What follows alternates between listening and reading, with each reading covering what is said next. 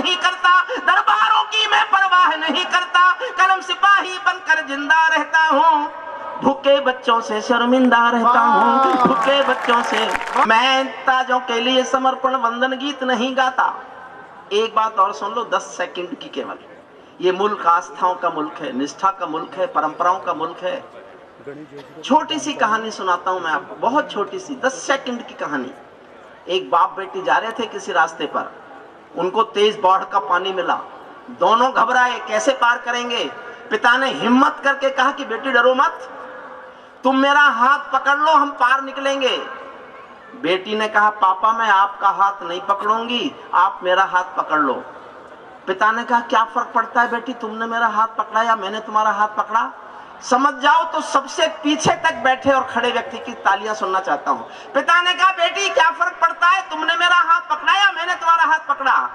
बेटी ने कहा पापा बहुत फर्क पड़ता है, मैं किसी मजबूरी में अपने स्वार्थ में आपका हाथ छोड़ भी सकती हूँ, लेकिन एक बाप अपनी बेटी का हाथ किसी भी हाल में कभी नहीं छोड़े। बहुत अच्छे भाई का। मैं ताजों के लिए समर्पण वंदन गीत नहीं गाता। गणेश जोशी जी आप डरना मत, देखिए उठना नहीं कोई, थोड़ी देर के लिए जो बीच में खड़े बैठ जाए। मुझे और कुछ नहीं आता, कविता सुनानी तो बिल्कुल नहीं आती, लेकिन कविता कैसे सुनी जाती है ये बताना आता है। मुझसे जुड़िए, मैं थोड़ा एक पढ़ा लिखा हूं। राहत साहब को छोड़ दीजिए, उन्होंने उर्दू पढ़ाई, मैंने बस ये बाकी प्रवीण तो मेरी डिग्री बोलनी नहीं आती इसको। मैंने 25 साल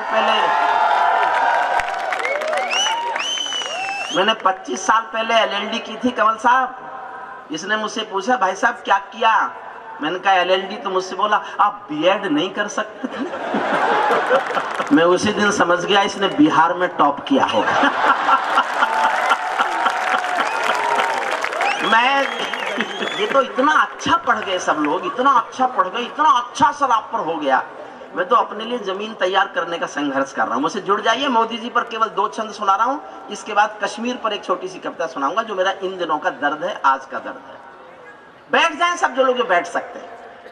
कमल साहब बधाई देता हूं आपको, पहली बार मैं ऐसे जीवन में कवि सम्मेलन देख रहा हूं जिसमें जितने लोग प्रारंभ में थे समापन पर उससे ज्यादा हैं, कम नहीं हुए।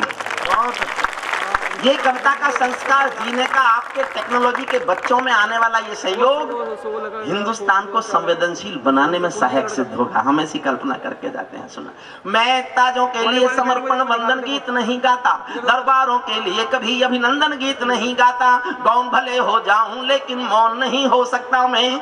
चौथी पंक्ति समझना साहब, पूरी कविता की आत्मा मेरी चौथी पंक्ति पर टिकी है। चौथी पंक्ति समझ जाओगे तो मेरी पूरी कविता समझ जाओगे। फिर दोहराता हूं, मैं ताजों के लिए समर्पण वंदन गीत नहीं गाता, दरबारों के लिए कभी अभिनंदन गीत नहीं गाता, गौन भले हो जाऊं लेकिन मौन नहीं हो सकता मैं। पुत्र मोह में शस्त्र त्याग कर द्रोण नहीं हो सकता मैं। पुत्र मोह में शस्त्र, सल्यूट करता हूं आपको, आप समझे, मैं आगे आपको समझा लूंगा। पुत्र मोह में शस्त्र त्याग कर द्रोण नहीं हो सकता मैं गाथा वाचन करता हूँ सिंहासन परिवर्तन की, अच्छे दिन आने वाले हैं नारों के आकर्षण की। कभी किसी भी प्रलोभन में मेरी कलम नहीं बिकती, और किसी भी डर के आगे दिन को रात नहीं लिखती। मैं शब्दों की क्रांति ज्वान हूँ, वर्तमान को गाऊंगा। जिस दिन मेरी आग बुझेगी मैं उस दिन मर जाऊंगा। जिस दिन मेरी आग बुझेगी मैं, जिस दिन मेरी आग बुझेगी मैं।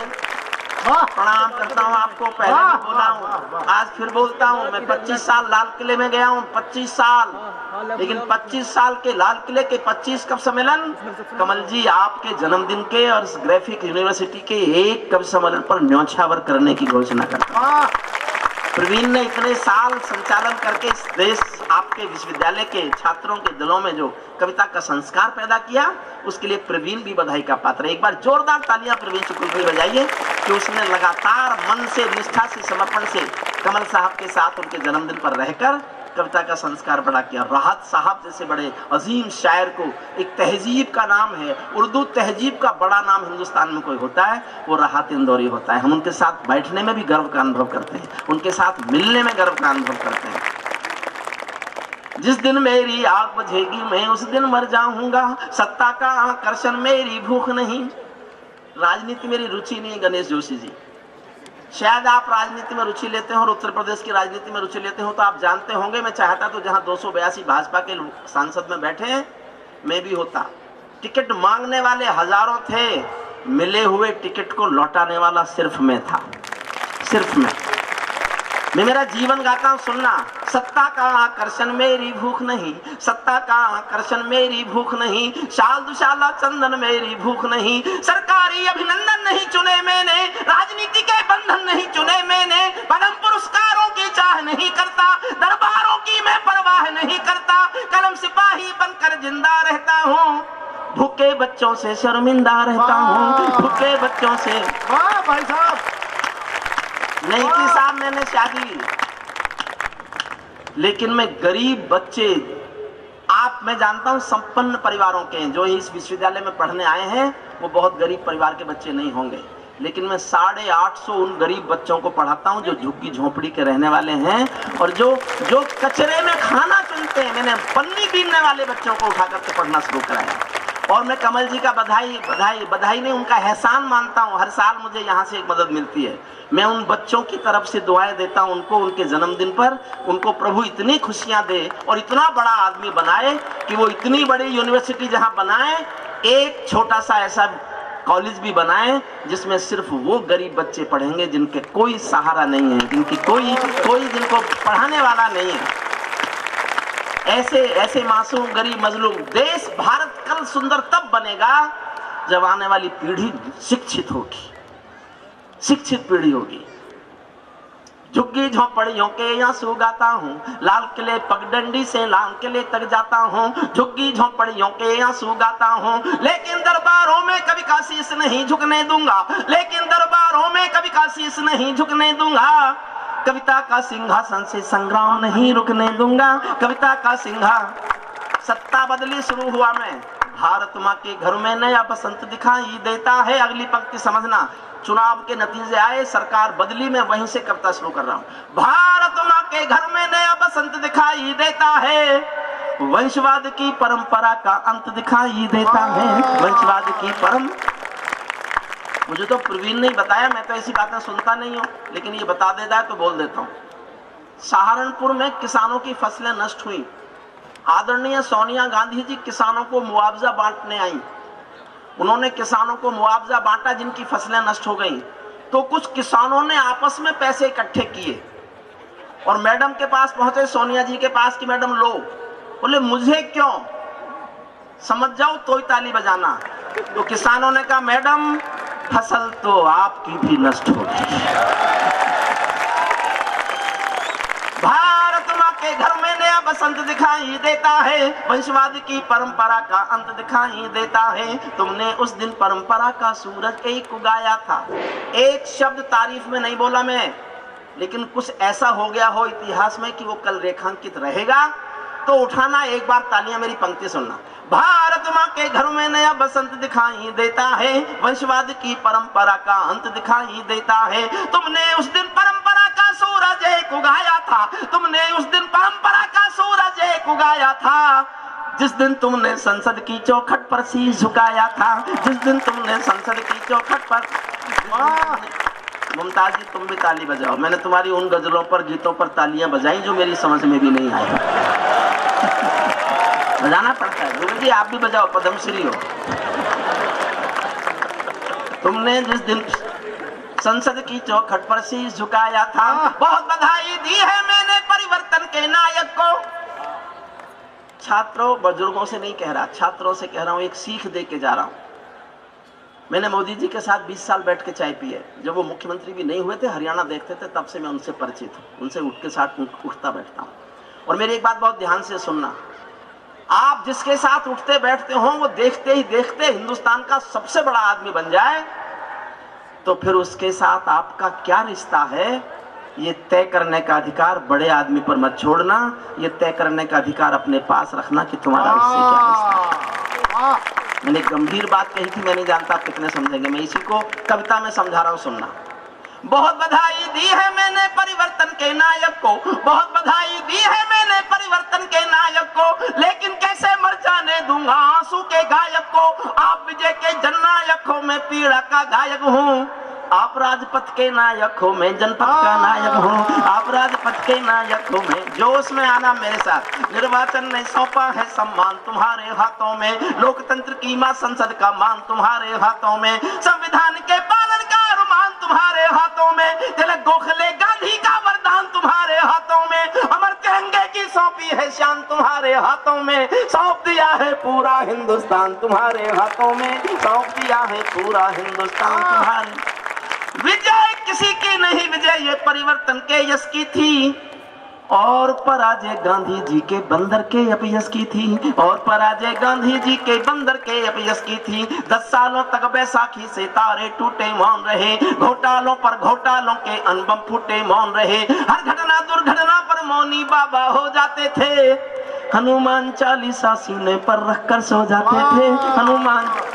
अंतिम छंद सुनिए, देखिए मैं कश्मीर सुनाना चाहता हूँ। इस कविता का आखिरी छंद सुन लो बस, जिसके लिए मैंने कविता लिखी बीच का हिस्सा में काट रहा हूं। समय की सीमाओं के हिसाब से मैं कश्मीर पर एक कविता पढ़ना चाहता हूं। उससे पहले मोदी जी वाली कविता का मैं आखिरी अंश सुनाता हूं आपको, सुनना। ये सौगंध तुम्हारी, भाई माइक बहुत अच्छा कर दिया था आपने, उतना ही रखो वॉल्यूम। मैं अपना बढ़ाता हूं, ये इसका कम कर देते हैं। ये यूनिवर्सिटी का ही है कि सरकार का?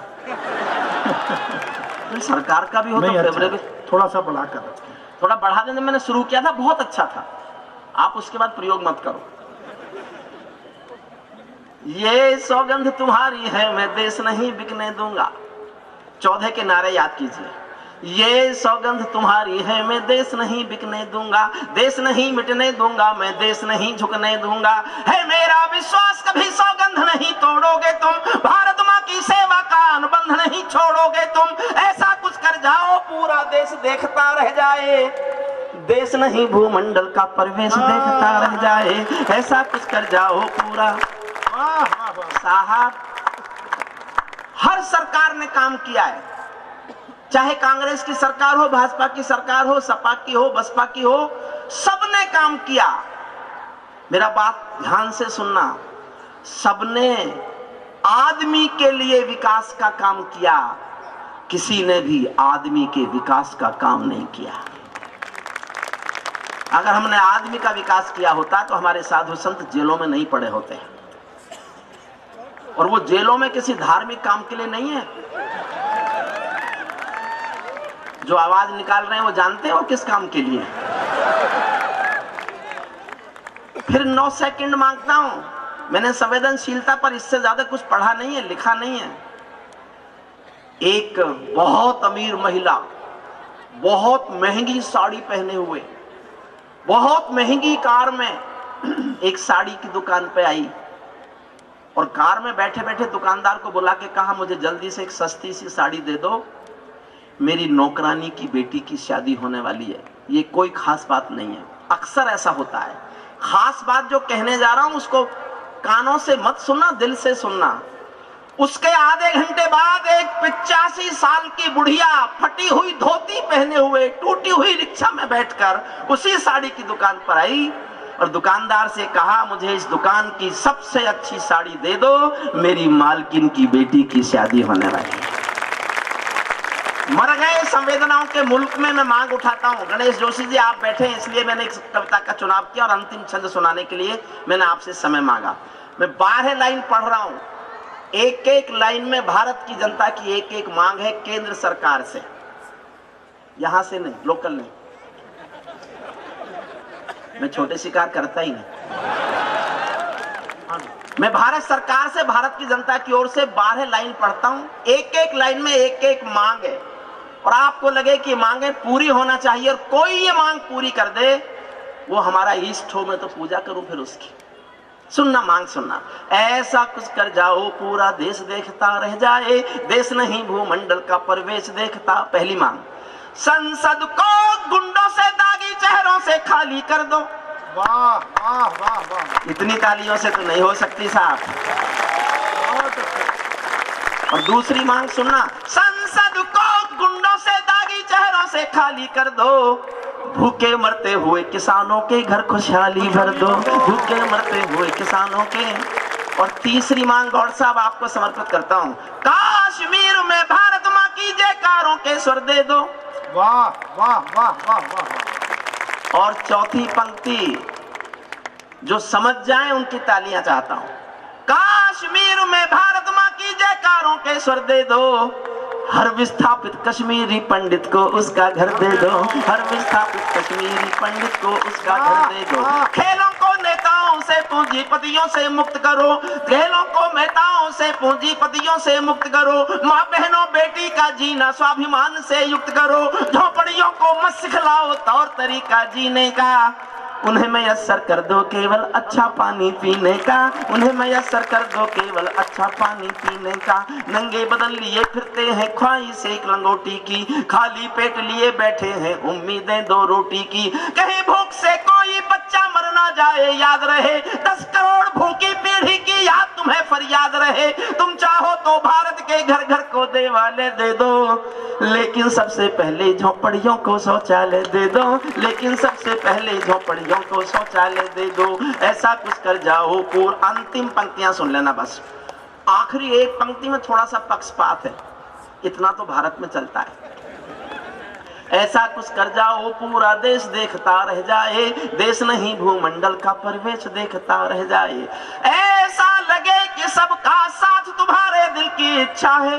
वाह वाह वाह वाह। अगर तुम देश में ये सिद्ध कर दो कि सबका साथ सबका विकास ही तुम्हारा लक्ष्य है, तो 19 भी तुम्हारा है और 24 भी तुम्हारा है। ऐसा लगे कि सबका साथ तुम्हारे दिल की इच्छा है, सामाजिक सद्भाव तुम्हारी सबसे कड़ी परीक्षा है। आखिरी पंक्तियां मन से सुन लेना बस, कोई ऐसा हो जाए तो वो मेरा इष्ट हो जाए बस। ऐसा लगे कि सबका साथ तुम्हारे दिल की इच्छा है, सामाजिक सद्भाव तुम्हारी सबसे कड़ी परीक्षा है। ऐसा लगे कि गुजराती बेटा गांधी का सपना है, ऐसा लगे कि भारत का सरपंच हमारा अपना है, ऐसा लगे कि सब अरब की आबादी का दमखम हो, ऐसा लगे कि भारत की सब तहजीबों का संगम हो, ऐसा लगे कि देशद्रोहियों को तुमने ललकार दिया, ऐसा लगे कि भारत मां का हर दुश्मन धिक्कार दिया। ऐसा क्या हो भाई? नहीं कोई टेक्निकल फॉल्ट है। कोई टेक्निकल फॉल्ट नहीं है, वोल्टेज कम है उसका, मेरा बोलने का वोल्टेज ज्यादा है। आगे आवाज जारी है ना आपको? पीछे आगे आवाज आप सुन रहे हैं ना? आ रही है आवाज, आगे जा रही है। मॉनिटर बंद हुआ है। क्यों मॉनिटर बंद कर रहे हो मेरे लिए? ये स्टेज वाले मॉनिटर बंद हुए हैं। विघ्न मेरी जन्म कुंडली में नहीं होती तो क्या मेरी शादी नहीं होती? विघ्न लिखे मेरी कुंडली में, ये प्रवीण ने कराया सब। ऐसा लगे कि सबका साथ तुम्हारे दिल की इच्छा है, सामाजिक सद्भाव तुम्हारी सबसे बड़ी परीक्षा है। ऐसा लगे कि गुजराती बेटा गांधी का सपना है, ऐसा लगे कि भारत का सरपंच हमारा अपना है, ऐसा लगे कि सब अरब की आबादी का दमखम हो, ऐसा लगे कि भारत की सब तहजीबों का संगम हो, ऐसा लगे कि देशद्रोहियों को तुमने ललकार दिया, ऐसा लगे कि भारत मां का हर दुश्मन धिक्कार दिया, ऐसा लगे कि काले धन का पूरा खेल हिल गया है, ऐसा लगे कि दिल्ली को सरदार पटेल मिल गया है, ऐसा लगे कि अगर आपको ठीक कर देंगे मैं अगली कविता पढ़ूंगा। ये कोशिश, ये मॉनिटर्स चला दीजिए, मॉनिटर्स की प्रॉब्लम है। नहीं मॉनिटर क्यों बंद किए फिर भैया? भैया कर दो ना यार। मैं एक छोटी सी कविता सुनाता हूँ और मेरी पीड़ा समझना, मैंने कविता क्यों सुनाना चाहता हूँ। ये प्लीज लाइट भैया, मैं हाथ जोड़ता हूँ, लाइट बंद कर। मैं जनता को बिना देखे अपने वश में कर ही नहीं सकता। मैं मानता हूं मोदी जी देश की सारी समस्याएं हल कर देंगे, सारी समस्याएं। डीजल 10 रुपए हो जाएगा, पेट्रोल 11 रुपए, हवाई जहाज का टिकट 100 रुपए का, टमाटर फ्री। लेकिन अगर कश्मीर से हमारे बेटे तिरंगे में लिपटकर यूं ही आते रहे तो देश मोदी जी से भी जवाब मांगेगा। मैं इसलिए कविता सुनाना चाहता हूं। क्यों भैया? नहीं चल रहा, नहीं तो मुझे तो नहीं आ रही। कमल जी हुआ क्या? हाई वोल्टेज से वायर अब ठीक आ रही है? मैं 2 लाइन पढ़ता हूं, ये तय कर देंगे कि मैं इस कविता को पढ़ूं कि नहीं पढ़ूं। 2 लाइन। आप इस तेवर को सुनना चाहते हैं कि नहीं सुनना चाहते? मैंने तेवर बताया नहीं और आप ताली बजा रहे हैं। मैंने कहां बताया क्या तेवर है मेरा? मेरा तेवर ये है, मैं ये सोचकर परेशान हूं कि ये पाकिस्तान हमसे डरता क्यों नहीं है।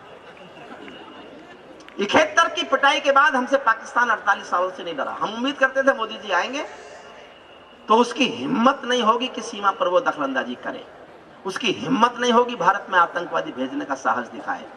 लेकिन हुआ क्या? हो सकता था क्या करते कि वो डरता?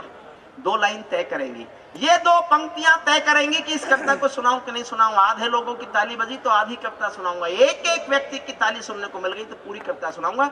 आप सुनना चाहते हैं कि ये तेवर नहीं, 2 लाइन में सुन लीजिए। ये पाकिस्तानी गालों पर दिल्ली के चांटे होते, ये पाकिस्तानी गालों पर दिल्ली के चांटे होते, गर हमने 2 के बदले में 20 शीश काटे होते। सुनना चाहते हैं ये तेवर? उठाइए जोरदार तालियां। हमारे सैनिकों का सर काटा गया और हम बातचीत में लगे रहे। मैंने प्रवीण से पूछा, हम हंसी में कुछ भी बोलते रहे, मेरा छोटा भाई है लेकिन प्रज्ञा मेधा में मैंने कई बार उसको अपने से बड़ा पाया। ये हिंदुस्तान का अकेला कवि है जिस साल इसको ग्राफिक विश्वविद्यालय का 1 लाख का पुरस्कार मिला, उसी साल इसको काका हाथरसी का भी 1 लाख का पुरस्कार मिला। एक ही साल में 1-1 लाख के 2 पुरस्कार मिलने वाला ये हिंदुस्तान का सबसे लाडला युवा प्यारा कवि प्रवीण शुक्ल है, जिसके मान में इस गौरव लिखा गया कि एक ही साल में 1-1 लाख के 2 सम्मान उसको मिले। मैंने इसे पूछा, ये बता भाई, हमारे सैनिक का सर काट के पाकिस्तान अपनी सीमा में ले गया, उसका करेगा क्या? बड़ा जवाब दिया प्रवीण ने। 14 साल से उसका प्यार पाते हैं आप, और वो आपके प्यार से पलवित होता है। अगर आपको बहुत बड़ा जवाब लगे प्रवीण का तो तालियां प्रवीण को भेजना। प्रवीण ने कहा, भाई साहब उसकी फौज कायर है। जिस मुल्क की फौज ने 1971 में बांग्लादेश बनते समय 93,000 सैनिक हथियार फेंक दे, उसकी मुल्क की फौज कोई आज बहादुर हो गई होगी? उसकी फौज आज भी कायर है। वो शायद अपनी कायर फौज को दिखाना चाहता होगा कि बहादुर हिंदुस्तानी फौजी बेटे का सर होता कैसा है।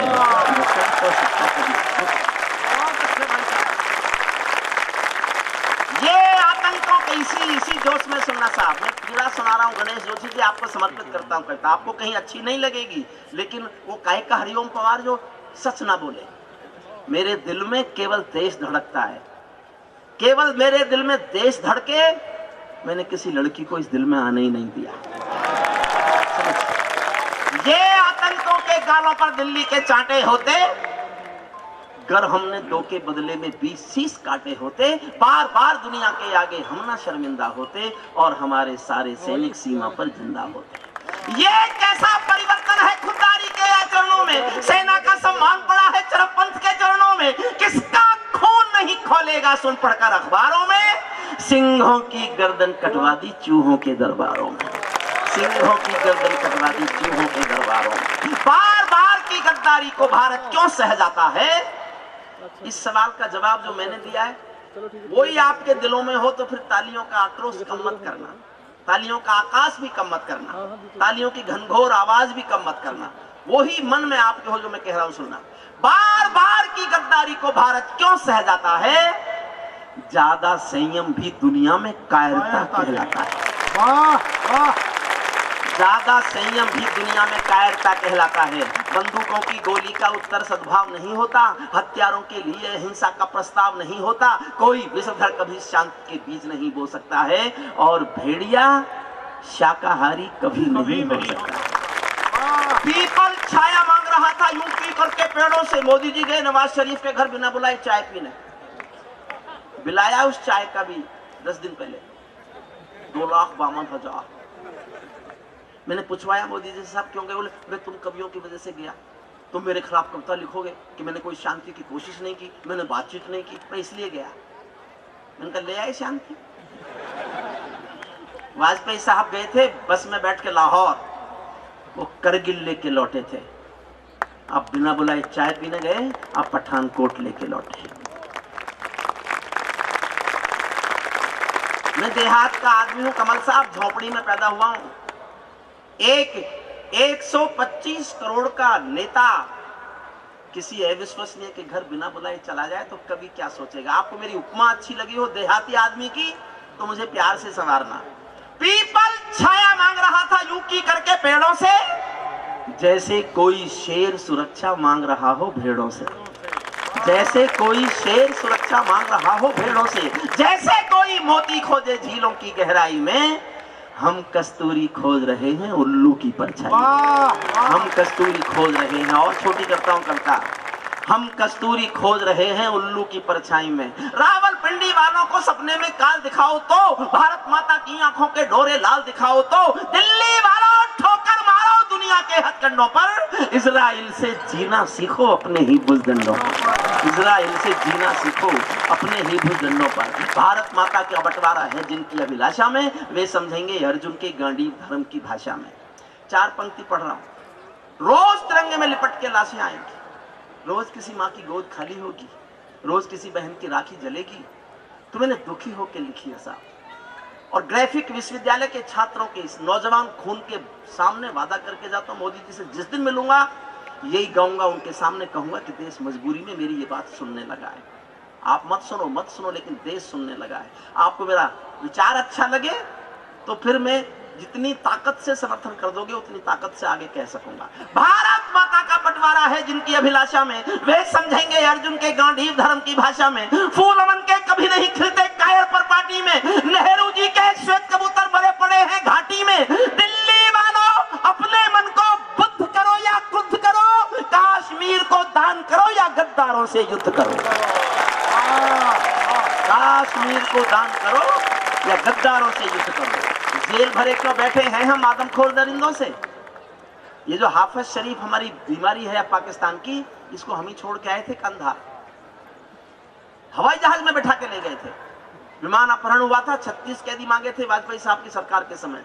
मैंने तब भी कविता लिखी थी कि मत छोड़ो, लेकिन छोड़े। मैं तब की 4 लाइन सुना रहा हूं। मैंने तभी लिखा था जब विमान अपहरण कर लिया था और आतंकवादी मांगे गए थे फिरौती में, तब ये छोड़ा गया था हाफिज सईद, सलाउद्दीन खान, ये तब गए थे हवाई जहाज में बैठकर जसवंत सिंह के साथ। मैंने तब भी लिखा था जब 36 कैदी मांगे थे, जब हत्यारों ने इंसानी रिश्ते नाते त्यागे थे और फिरौती में दिल्ली से 36 कैदी मांगे थे, तब दिल्ली वालों ने केवल निर्णय एक लिया होता, 36 के 36 को तोप के मुंह से बांध दिया होता। जेल भरे क्यों बैठे हैं हम आदमखोर दरिंदों से, आजादी का दिल घायल है जिनके गोरख धंधों से। घाटी में आतंकवाद के कारक बने हुए हैं जो, बच्चों की मुस्कानों के संहारक बने हुए हैं जो, उन जहरीले नागों को भी दूध पिलाती है दिल्ली, मेहमानों जैसी बिरयानी चिकन खिलाती है। और साहब दिल पर हाथ रखकर सुनना, एक सवाल पूछता हूं, यहां भी भाजपा रूल करती है, दिल्ली भी भाजपा रूल करती है। गणेश जोशी जी माफ करना, एक कवि को सुन रहे हैं आप, कवि की पीड़ा सुनना और ये सवाल पूछने का हक हमारा है कि नहीं, मैं जनता से चाहता हूं बताएं। जिनके कारण पूरी घाटी जली दुल्हन सी लगती है, जिनके कारण पूरी घाटी जली दुल्हन सी लगती है, पूनम वाली रात चांदनी चंद्र ग्रहण सी लगती है, जिनके कारण माँ की बिंदी दाग दिखाई देती है, वैष्णो देवी माँ के घर में आग दिखाई देती है, उनके पैरों बेड़ी जकड़े जाने में देरी क्यों है, उनके फन पर एड़ी रगड़े जाने में देरी क्यों।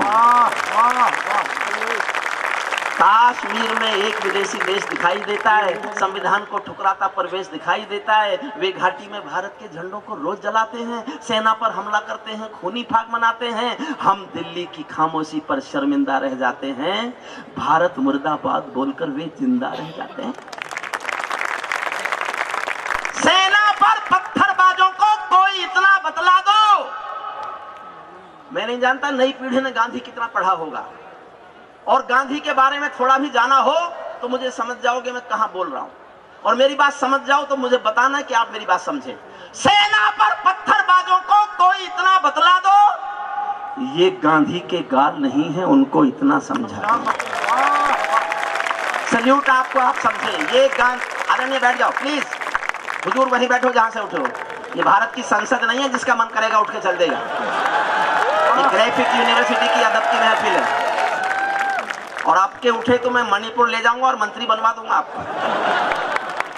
सुनना मैं अंतिम, बिल्कुल अंतिम कर रहा हूं मैं समय का। मैं भी एक अनुशासित सिपाही हूं और मैं जीवन में कभी अनुशासन नहीं तोड़ता, कभी अनुशासन नहीं तोड़ता। सेना पर पत्थरबाजों को कोई इतना बतला दो, ये गांधी के गाल नहीं है, उनको इतना समझा दो। दिल्ली वालों, सेना को भी कुछ निर्णय कर लेने दो, एक बार पत्थर का उत्तर गोली से ले लेने दो। जब चौराहों पर हत्यारे महिमा मंडित होते हैं, मैं 3 दिन पहले बंगलौर में था, मेरे मुंह से निकल गया कि मैं जोश में पढ़ूंगा, आप जोश में सुनना। फिर आगे मेरे मुंह से ये निकल गया कि मैं जानना चाहता हूं कि मैंने जोश में ज्यादा पढ़ा या आपने जोश में ज्यादा सुना। फिर मेरे मुंह से ये भी निकला कि मैं यहां से आपको जीतता देखना चाहता हूं, मैं यहां से हार के जाना चाहता हूं। मैं चाहता हूं कि ये तय हो जाए कि मैं जितना जोश में पढ़ रहा था उससे कहीं ज्यादा जोश में जनता सुन रही थी। मैं वहां से हार के आया हूं, मैं ग्राफिक से भी हार के जाना चाहता हूं। मेरी जीत इसी में है कि मैं हार के जाऊं। एक क्षण पढ़ता हूं, देखना चाहता हूं मैं जोश में ज्यादा पढ़ूंगा या आप जोश में ज्यादा सुनोगे। जब चौराहों पर हत्यारे महिमा मंडित होते हो, भारत मां की मर्यादा के मंजर खंडित होते हो, जब कस भारत के नारे हो, गुलमर्गा की गलियों में शिमला समझौता जलता हो बंदूकों की नलियों में, तो केवल आवश्यकता है हिम्मत की, खुददारी की। दिल्ली केवल 2 दिन की मोहलत दे दे तैयारी की। सेना को आदेश थमा दो, घाटी गैर नहीं होगी। जहां तिरंगा नहीं मिलेगा उनकी खैर नहीं होगी। जहां तिरंगा नहीं मिलेगा, जहां तिरंगा। बर्मा बांग्लादेश सड़क सीमा पर ऐठे रहते थे और हमारे नेता चूड़ी पहने बैठे रहते थे। दिल्ली डरी डरी रहती थी पाक चीन की बॉर्डर पर, सेना बांधे हाथ खड़ी रहती थी किसके ऑर्डर पर। दुनिया को एहसास कराओ हम निर्णय ले सकते हैं, हम भी ईंटों का उत्तर पत्थर से दे सकते हैं। अब तो वक्त बदलना सीखो डरते डरते जीने का। दुनिया को एहसास कराओ 56 इंची सीने, दुनिया को एहसास कराओ, दुनिया को एहसास कराओ 56 इंची सीने का। सैनिक अपने प्राण गंवाकर देश बड़ा कर जाते हैं। गणेश जोशी जी, फिर माफी मांगता हूं। मैं एक बहुत कठोर बात नेताओं को लिखना चाहता था, बहुत कठोर, और मैं इस सलीके से लिखना चाहता था कि उनकी समझ में ना आए तो तब तक आए जब तक मैं उस शहर से निकल जाऊं। मैंने कोशिश की आप समझ जाओ, तो मैं इससे ज्यादा कठोर भाषा राजनीति के लिए नहीं बोल सकता। मेरे जीवन की सबसे कठोर भाषा जो मैंने राजनीति के लिए बोली है, सुनना। सैनिक अपने, आप उसकी तीव्रता समझना मैं कहां बोल रहा हूं, उसका नतीजा देखना, मेरा कितना कितना कठोर नतीजा है उसका। आप समझ जाओ तो तालियां उठाना, मैं समझूंगा कि मैंने तमीज से लिख दिया और जो मैं लिखना चाहता था वो मैं कह सका। सेना पर पत्थरबाजों को कोई इतना बतला दो, सैनिक अपने प्राण गंवाकर देश बड़ा कर जाते हैं, बलिदानों की बुनियादों पर राष्ट्र खड़ा कर जाते हैं। जिनको मां के बलिदानी बेटों से प्यार नहीं होगा, उन्हें जिनको मां के बलिदानी बेटों से प्यार नहीं। ये माइक मेरे समय खराब होना था, ये खराब हुआ है या कराया गया है ये तो हम ही जाना। नहीं ठीक है, वो थोड़ा सा इसको इससे बोल दीजिए, ये ठीक चल रहा है। सैनिक अपने प्राण गंवाकर देश बड़ा कर जाते हैं, बलिदानों की बुनियाद समझना साहब, उसका नतीजा इससे बड़ा कठोर कुछ हो ही नहीं सकता। सैनिक अपने प्राण गंवाकर देश बड़ा कर जाते हैं, बलिदानों की बुनियादों पर राष्ट्र खड़ा कर जाते हैं। जिनको मां के बलिदानी बेटों से प्यार नहीं होगा, उन्हें तिरंगे को लहराने का अधिकार नहीं होगा। उन्हें तिरंगे को लहराने का अधिकार नहीं होगा। सिंहासन के माने होते हैं सिंहों का आसन हो, कायरता से दूरटल संकल्पों का अनुशासन हो। राजमहल के आचरणों की गंध हवा में जाती है, राजा कायर हो तो बिल्ली सिंहों को धमकाती है। भारत एक अखंड राष्ट्र है, सवारत की ताकत है। कोई हम पर आंख उठा ले किसकी भला हिमाकत है। धरती अंबर और समंदर को ये भाषा समझा दो, दुनिया के हर पंच सिकंदर को ये भाषा समझा दो। अब खंडित भारत माँ की तस्वीर नहीं होने वाली, कश्मीर किसी के अब्बा की जागीर नहीं होने वाली। अंतिम छंद सुनाता हूँ सब, अंतिम छंद सुन लीजिए। हर संकट का हल मत पूछो आसमान के तारों से, सूरज किरणें कब लेता है नभ के चांद सितारों से। पंचाली के चीर हरण पर जो चुप पाए जाते हैं, इतिहासों के पन्नों में वो सब कायर कहलाते हैं। बढ़ते बढ़ते कोई फोड़ा। अंतिम मैंने बहुत दुखी होकर लिखा है सब। मैं समझता था जरूरत नहीं है, लेकिन मुझे लगता है जरूरत है। जो उस दर्द को सह रहे हैं, जिनके बेटे रोज शहीद हो रहे हैं, इसलिए मुझे कहने की आवश्यकता है। सुनना, बढ़ते बढ़ते कोई फोड़ा जब ना सूरी होता है, उस फोड़े में चीरा लगना बहुत जरूरी है। उस फोड़े में चीरा लगना बहुत जरूरी होता है। अर्ध सदी की सब भूलों का समाधान हो जाने दो, सब समझौते मरे पड़े हैं पिंडदान हो जाने दो। पर्वत को बाजू में तोलो, शोले भरो निगाहों में, आंसू की पूजा मत करना बलिदानों की राहों में। तुम भी सीमा रेखा तोड़ो, आगे बढ़ जनाद करो, 48 में खोया था जो कश्मीर आजाद कर। और आखिरी 2 लाइन बहुत भरे दिल से लिखी है। मैं आज भी मानता हूं मोदी जी से भूल हो सकती है, मोदी जी से गलती भी हो सकती है, लेकिन मोदी जी की निष्ठा पर कोई शक नहीं कर सकता, कोई शक नहीं कर सकता।